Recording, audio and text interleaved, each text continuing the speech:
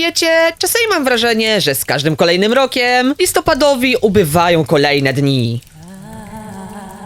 Albo to dmuchawy co roku odmrażające Marię Carey uwalniają ją ciut za wcześnie. Gdy tylko październik dobiegnie końca, dynie, duchy i szkielety natychmiast ustępują błyszczącym ozdobom i unoszącej się w powietrzu woni świątecznych potraw. Bez wątpienia, święta Bożego Narodzenia to prawdziwie magiczny czas. W końcu, co to by były za święta, gdyby na stole nie pojawił się barszcz z suszkami, w telewizji nie leciał Kevin sam w domu, a pod choinką święty Mikołaj nie zostawiłby mniej lub bardziej trafionych prezentów. I gdzie ty kurwa masz jaja, żeby dać mi jakieś pierdolone jojo, chujowy gwizdek i parę wstrętnych skarpetek? Co ty sobie kurwa wyobrażasz, ty stary... Te prezenty. Wychodząc wam zatem naprzeciw, oszczędzę wasze nerwy i pomogę z wyborem idealnego prezentu dla tego jednego znajomego fana Minecrafta. Bowiem to, co ostatnio odkryłem, to istna kopalnia niekonwencjonalnych podarunków. A są nimi książki o Minecrafcie. Zatem załóżcie swój świąteczny sweter, usiądźcie przy kominku z gorącą czekoladą i wraz ze mną zanurzcie się w świecie minecraftowej literatury.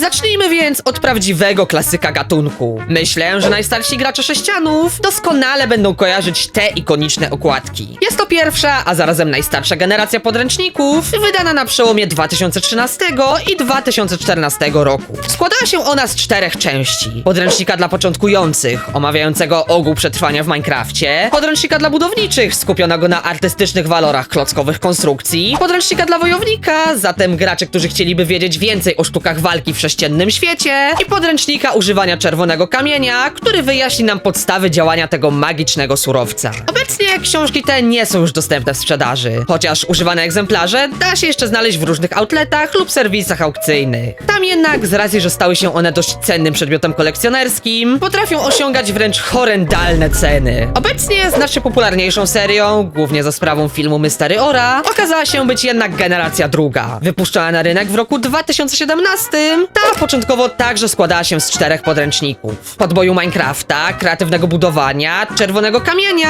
oraz podboju Netheru i Kresu. Jednak w 2018 kolekcję tą poszerzono o kolejne 4 przewodniki. Minigier PvP, który pomoże nam w planowaniu i tworzeniu prostych gierek z wykorzystaniem czerwonego kamienia, zaklęć i mikstur wprowadzający nas w świat pikselowej magii, farmera, który nauczy nas wydajnej uprawy roślin i hodowli zwierząt, oczywiście tych sześciennych, oraz podboju oceanu, odkrywający przed nami pikselowy podwodny świat. Jednakże przy tak dynamicznym rozwoju gry nie musieliśmy czekać długo na kolejne odświeżenie zawartych w owych książkach informacji. Najnowsze 2 generacje minecraftowych podręczników są bardzo do siebie podobne. I to do takiego stopnia, że źródła nie są zgodne co do daty ich wydania. Podręczniki przetrwania, wojownika, czerwonego kamienia, kreatywności oraz odkrywcy, który scala w sobie wiedzę o całym minecraftowym świecie, ukazały się w 2 edycjach. Z kolorowymi okładkami, również w wersji polskiej, oraz ze złotymi, której w żadnym polskim sklepie niestety nie udało mi się znaleźć. Każdy z podręczników stara się w prostych dla nowego gracza słowach wytłumaczyć mu podstawowe zagadnienia minecraftowej rozgrywki.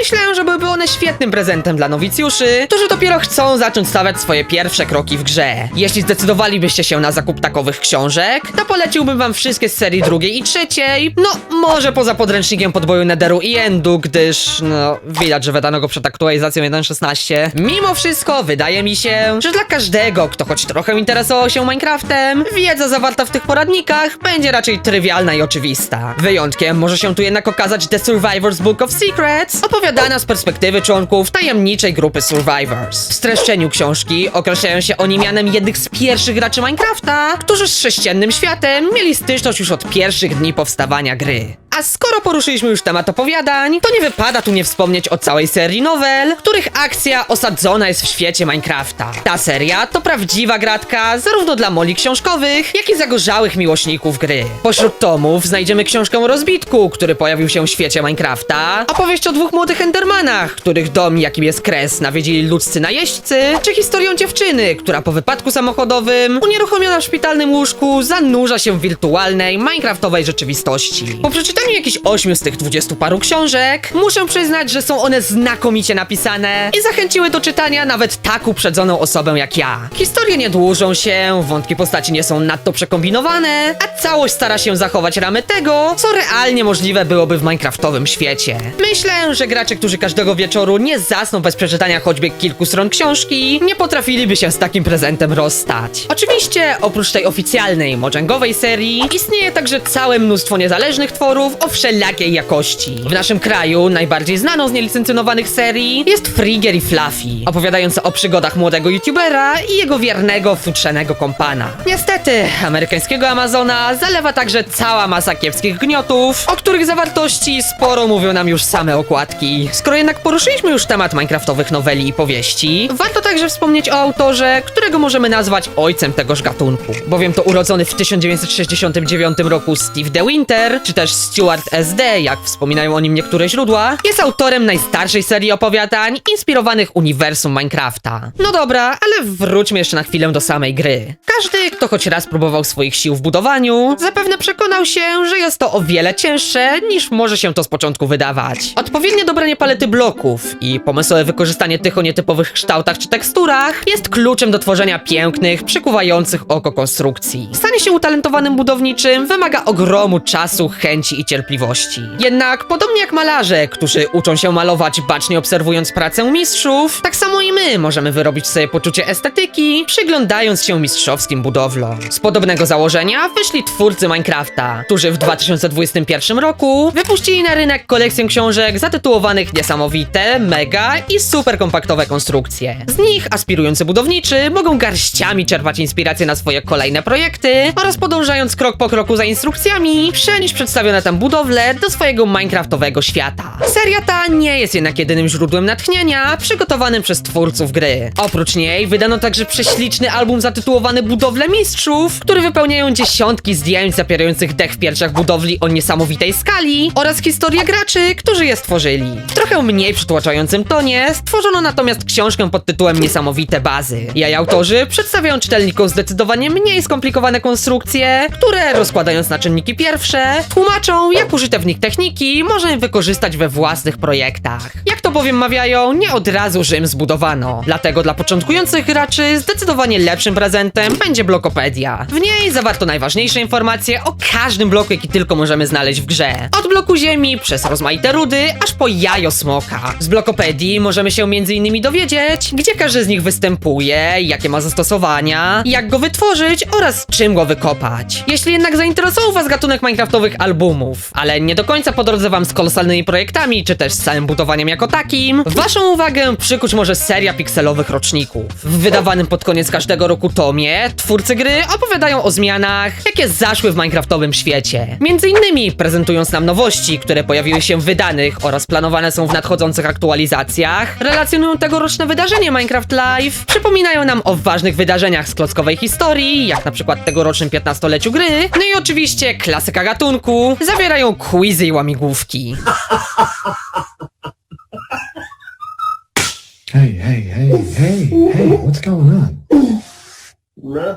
A skoro poruszyliśmy już temat historycznych motywów pośród minecraftowych książek, grzechem byłoby tu nie wspomnieć o Mobestiariuszu. To niezwykłe wydanie, zarówno swoją nazwą, jak i treścią, nawiązuje do średniowiecznych bestiariuszy, czyli ksiąg łączących w sobie opisy zwierząt, zarówno rzeczywistych, jak i mitycznych, nadając im równocześnie moralne, czy też symboliczne znaczenia. W Mobestiariuszu twórców gry znajdziemy pełno imponujących szkiców minecraftowych mobów, wraz z towarzyszącymi im opisami ich najważniejszych cech i zachowań. Książka ta pozwala nam rzucić zupełnie nowe spojrzenie na doskonale nam już znane pikselowe stwory i zdecydowanie będzie ona niezłą gratką dla miłośników zarówno historii, jak i naszej pikselowej gry. Aczkolwiek, jeśli bardziej niż zamierzchłymi czasami pasjonujecie się historią Minecrafta jako taką, prawdziwym rarytasem będzie dla was album The World of Minecraft. Księga ta to ista skarbnica wiedzy na temat każdego pojedynczego piksela. Możemy w niej m.in. znaleźć wczesne szkice koncepcyjne, które twórcy gry rysowali na kartkach, rozplanowując nowe struktury, moby czy mechaniki gry, wiele wypowiedzi twórców pracujących przy implementacji wszystkim dobrze dziś znanych elementów gry, jak Nether czy End, nieznane dotąd kulisy wydarzeń, takich jak głosowania na moby, a nawet znalazło się w niej miejsce dla niezwykłych projektów graczy, jak nieocenzurowana biblioteka czy Greenfield, czyli największe miasto w całej grze, które rozwijane jest do dzisiaj. Wszystko to uzupełniono wieloma barwnymi ilustracjami i zamknięto w eleganckiej oprawie, co sprawia, że album prezentuje się wręcz fenomenalnie i moim zdaniem byłby on taktownym prezentem również i dla starszych entuzjastów Minecrafta. Do tej pory omówiliśmy już naprawdę sporo książek z tego nietypowego gatunku, ale nawet to było dopiero wierzchołkiem tego, co czyha na nas głęboko pośród księgarnych półek i w najdalszych odmętach internetowych marketów, bowiem te najlepsze i najbardziej nietypowe pozycje postanowiłem zostawić na deser. A propos deseru, czy ktoś z was jest może głodny?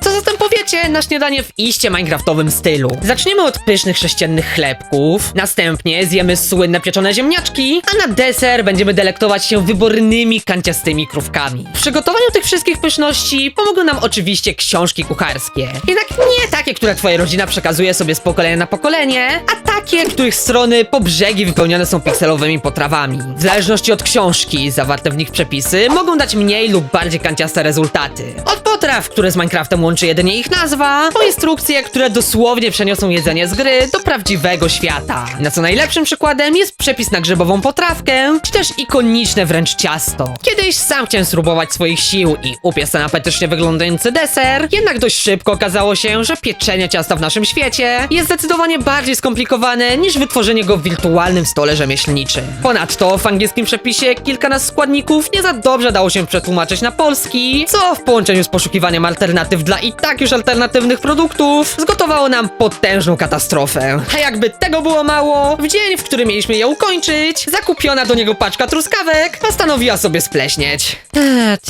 Chyba mogę to potraktować jako znak od Boga, żem już nigdy nie pchał swoich pazurów do gotowania. A propos, czy wiedzieliście, że nawet Słowo Boże doczekało się swojej klockowej wersji? Wierzcie mi lub nie, ale taki twór jak Biblia dla Minecraftowców faktycznie istnieje. I choć tytuł ten obił wam się już pewnie kiedyś o uszy, to okazuje się, że nie jest to wyłącznie niefortunna zbieżność nazw, jak mogłoby się nam z początku wydawać. W środku faktycznie możemy znaleźć treść Pisma Świętego, a także biblijne sceny odgrywane w sześciennym świecie. Mówię wam to raczej w formie ciekawostki, gdyż nie mi oceniać kwestie duchowe związane z wydaniem takiej książki. Niemniej jednak muszę przyznać, że ktoś tu wykazał się niemałą kreatywnością. Gdy dopiero zaczynałem zgłębiać temat i przywoływać z pamięci moje własne wspomnienia z minecraftowymi książkami, wątpiłem, czy uda mi się znaleźć na tyle ciekawych informacji, żeby złożyć z nich pełnoprawny film. Prędko jednak okazało się, że gatunek ten to prawdziwy labirynt z tysiącem zakrętów i rozgałęzień, pośród których naprawdę łatwo jest się zgubić. Mógłbym tu oczywiście jeszcze długo gadać o kolejnych wydaniach, takich jak na przykład poradnikach uczących nas, jak tworzyć rysunki w minecraftowym stylu, zbiorach najlepszych minecraftowych dowcipów, pokroju przyszła baba do lekarza, a lekarz też baba, książce, która rzekomo zawiera 200 najbardziej użytecznych haków, trików i porad, dzięki którym staniemy się profesjonalnymi graczami Minecrafta, czy kolekcjach, które w ślicznych kartonowych pudełkach zbierają skrócone wersje pełnych wariantów książek i parę bzdetnych gadżetów. Mam zatem nadzieję, że dostarczyłem wam dzisiaj mnóstwa inspiracji, które pomogą wam w wyborze idealnych gwiazdkowych prezentów dla waszych bliskich, a w szczególności największych fanów Minecrafta. Niezależnie, czy będzie to coś praktycznego, co pomoże im stać się jeszcze lepszymi graczami, czy coś, dzięki czemu będą mogli zgłębić historię gry od podszewki, życzę wam, by wasz podarunek wywołał uśmiech na ich twarzach, który uczyni te święta jeszcze bardziej magicznymi.